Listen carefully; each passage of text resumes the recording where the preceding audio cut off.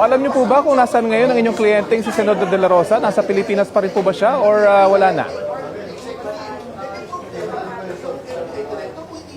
Wala po kami talagang alam. Inulit-ulit po namin yan, Sir Rafi. At hindi po ito pagkukunwari. Sana po makita nila ang aming sinseridad. Palagi ko po, ito ay sadya naman po ni Senator Bato to keep us safe at para po kami ay magkaroon ng uninterrupted na legal discussions regarding his available remedies. Ukol po dun sa DOJ, nakita ko lang po yan sa Facebook, yung kanilang pahayag. Ngunit as of now, wala pa po ako natatanggap either sa PINA o kaya po letter request. At actually, gusto ko na po sanang matanggap para po ako ay makasagot ng tama. Sakali po matanggap niyo ito, ano po magiging tugon niyo doon sa kanilang kapag formal na nilang hiningi, iyon yung tulong para malocate ang inyong kliyente? At kung alam niyo po ba yung kanyang lokasyon ay sasabihin niyo sa DOJ? Opo, una sa lahat, hindi po kasi magkakaroon ng posibilidad no, na malalaman namin ang kanyang lokasyon. We are only in coordination with the family at hindi po kami privy to any other matters. Kung may malaman po kami, magko-cooperate naman po kami. But also, this is predicated on the presentation of a valid warrant. Sana po, kasi hanggang ngayon po, sa araw po na ito, sa oras na ito, wala pa kaming natatanggap na kopya ng warrant na dumaan po sa... kahit po yung ICC warrant, hindi ko pa po yung nakita except yung sa internet. At wala pa rin po yung dumaan sa ating domestic judicial process, Sir Rafi. Kung makita niyo po yung mismong ICC arrest warrant, ano pong magiging decision niyo rito? Well, we all know that the Supreme Court has they have declared that hindi pa nila nare-resolba yung 6 constitutional issues, no, or 6 rather key issues doon sa kaso. So hindi pa it has always been our legal position that an ICC warrant is not immediately enforceable, no? Marami pang tanong na nakabalot diyan. So pag nakita po namin yung ICC warrant, ay tsaka po namin malalaman kung anong gagawin namin. Then we will first have to inspect kung ito ay dumaan po sa proseso na ini-invoke nila bago namin siya masagot. Denied na po yung TRO na hiniling ni Senator Bato sa Korte Suprema. Ano pong legal remedies ang ginagawa o gagawin po ninyo ngayon? Opo, ayon naman po sa rules, pwede pa kaming mag-motion for reconsideration. Yan po ang hinahanda namin ngayon. Pasensya na po Sir Rafi, hindi namin maibigay yung mga detalye niyan dahil sa judice. No? Pero mag-motion for reconsideration kami. At hint, ang kasali dyan ay yung mga bagong nangyari, bagong kaganapan, mga supervening events. Dahil po may mga bago pong deklarasyon ng DOJ na uhulihin na nila si Senator Bato at meron silang 225,000 na police force, etc. Marami pa po. Tungkol po sa paghuli sa inyong kliyente, baka may gusto po kayo linawin tungkol sa inyong naging pahayag dati na pwedeng i-serve yung warrant through you, through the lawyers. Baka meron po kayo gustong linawin doon.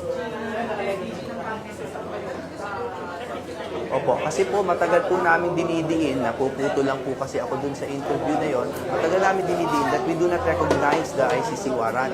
Therefore, para sa amin po, that's a piece of paper. No, ngayon, kung locally processed po yan na warrant, eh, syempre po, it should be served properly by the appropriate personnel, no? Pero kasi po, yung ICC warrant, parang gusto na i-serve ni Senator Trillanes. Tinanong namin kung bakit siya. Tapos recently, sinabi na rin po ni GM Torre na parang may nagtatap sa kanya or hindi ko po alam masyado yung balita ukol kay GM Torre. Pero pag binigyan po kami ng valid na warrant served by the proper authorities, sasagot po kami ng tama and we will make sure that Senator Bato receives it personally. Hinaharang po na Senate minority yung mungkahing payagang lumahok yung mga senador sa sesyon via online. Paano po gagawin ni Senador Bato yung kanyang mga tungkulin kung hindi siya physically present po sa sesyon?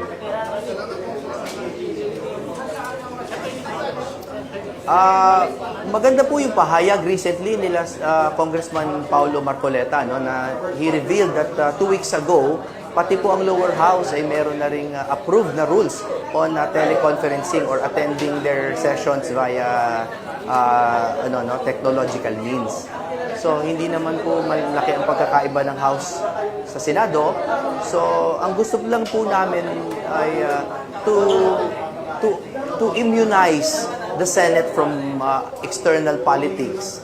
At kung sa palagay ko lang, this is my humble opinion, na kapag pinayagan po sila na mag-attend via teleconference, at least mawawala na po yung mga akusasyon ng iba, hinala ng iba, na hinuhuli lamang sila Senator Marcoleta, Bongo, Jinggoy, Bato, etc. Para lang hindi sila makaboto. So pag pinayagan po yung teleconferencing, mawawala na po yung hinala na iyon. Alam niyo po ba kung nasaan ngayon ang inyong kliyenteng si Senador De La Rosa? Nasa Pilipinas pa rin po ba siya or wala na? Wala po kami talagang alam. Inulit-ulit po namin yan, Sir Rafi. At hindi po ito pagkukunwari. Sana po makita nila ang aming sinseridad. Palagi ko po, ito ay sadya naman po ni Senator Bato to keep us safe at para po kami ay magkaroon ng uninterrupted na legal discussions regarding his available remedies. Ukol po dun sa DOJ, nakita ko lang po yan sa Facebook, yung kanilang pahayag. Ngunit as of now, wala pa po ako natatanggap either sa PINA o kaya po letter request. At actually, gusto ko na po sanang matanggap para po ako ay makasagot ng tama. Sakali po matanggap niyo ito, ano po magiging tugon niyo doon sa kanilang kapag formal na nilang hiningi, iyon yung tulong para malocate ang inyong kliyente? At kung alam niyo po ba yung kanyang lokasyon ay sasabihin niyo sa DOJ? Opo, una sa lahat, hindi po kasi magkakaroon ng posibilidad, no, na malalaman namin ang kanyang lokasyon. We are only in coordination with the family at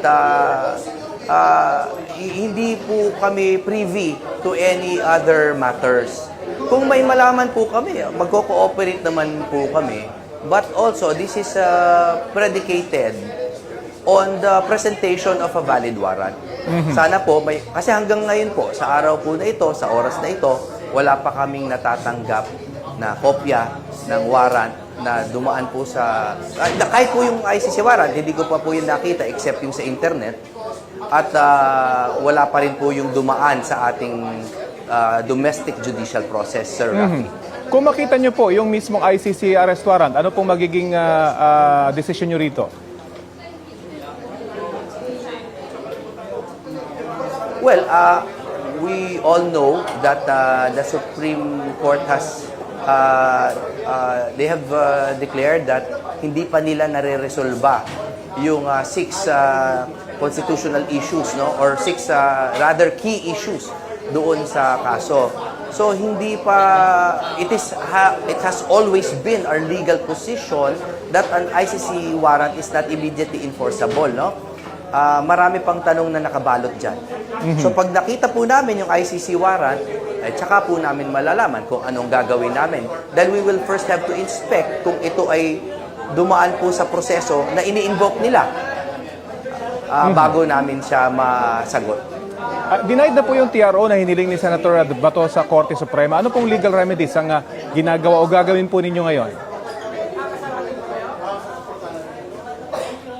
Opo, ayon naman po sa rules, pwede pa kaming mag-motion for reconsideration. Yan po ang hinahanda namin ngayon. Pasensya na po, Sir Rafi, hindi namin maibigay yung mga detalye niyan dahil sa judice. No? Pero mag-motion for reconsideration kami at hint, ang kasali dyan ay yung mga bagong nangyari, bagong kaganapan, mga supervening events. Dahil po may mga bago pong deklarasyon ng DOJ na uhulihin na nila si Senator Bato at meron silang 225,000 na police force, etc. Marami pa po. Tungkol po sa paghuli sa inyong kliyente, baka may gusto po kayo linawin tungkol sa inyong naging pahayag dati na pwedeng i-serve yung warrant through you, through the lawyers. Baka meron po kayo gustong linawin doon. Kasi po matagal po namin dinidiin, napuputo lang po kasi ako dun sa interview na yon. Matagal namin dinidiin that we do not recognize the ICC warrant. Therefore, para sa amin po, that's a piece of paper. No, ngayon, kung locally processed po yan na warrant, eh syempre po it should be served properly by the appropriate personnel, no? Pero kasi po, yung ICC warrant parang gusto na i-serve ni Senator Trillanes. Tinanong namin kung bakit siya. Tapos recently, sinabi na rin po ni GM Torre na parang may nagtatap sa kanya or hindi ko po alam masyado yung balita ukol kay GM Torre. Pero pag binigyan po kami ng valid na warrant served by the proper authorities, sasagot po kami ng tama and we will make sure that Senator Bato receives it personally. Hinaharang po na Senate minority yung mungkahi nga payagang lumahok yung mga senador sa sesyon via online. Paano po gagawin ng Senador Bato yung kanyang mga tungkulin kung hindi siya physically present po sa sesyon?